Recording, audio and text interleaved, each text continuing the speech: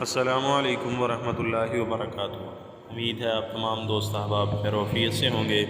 مفید دینی معلوماتی ویڈیوز کو سننے کے لیے ہمارے چینل کو سبسکرائب کیجیے۔ السلام علیکم ورحمۃ اللہ وبرکاتہ۔ امید ہے ہم تمام دوست احباب خیر و عافیت سے ہوں گے، تندرست ہوں گے، صحت مند ہوں گے۔ مفید دینی معلومات کے لیے ہمارے اس چینل کو ضرور سبسکرائب کر چکے ہوں گے۔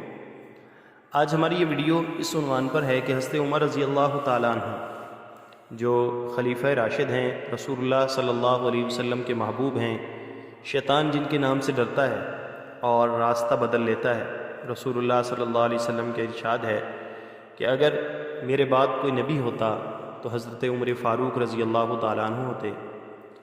آپ نے ان اوصاف کے ساتھ جو اللہ رب العزت نے آپ کو عطا کر رکھے تھے چند نصیحتیں فرمائی۔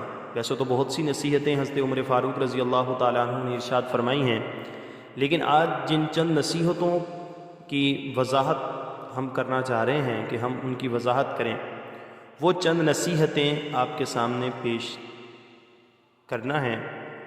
حضرت عمر فاروق رضی اللہ تعالیٰ عنہ ارشاد کی نصیحت ہے، آپ فرماتے ہیں کہ جو آدمی زیادہ ہنستا ہے اس کا روب بھی کم ہو جاتا ہے۔ یقیناً ہنسنا حضور صلی اللہ علیہ وسلم کی سنت ہے، مسکراتے رہنا، لیکن جب زندگی کو ہنسنے میں، ہنسی مذاق میں زیادہ گزارنا شروع کر دیا جائے، ہر وقت اسی کام میں انسان مصروف رہے، تو اس کا روب دبدبا ضرور کم ہو جاتا ہے۔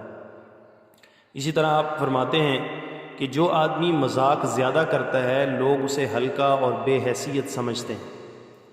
انسان عادت بنا لے ہر وقت مذاق کرنا، ہر وقت مذاق کرنا، تو اسے سنجیدہ کوئی نہیں سمجھتا، پھر اس کی حیثیت اور وقار بالکل ختم ہو جاتی ہے۔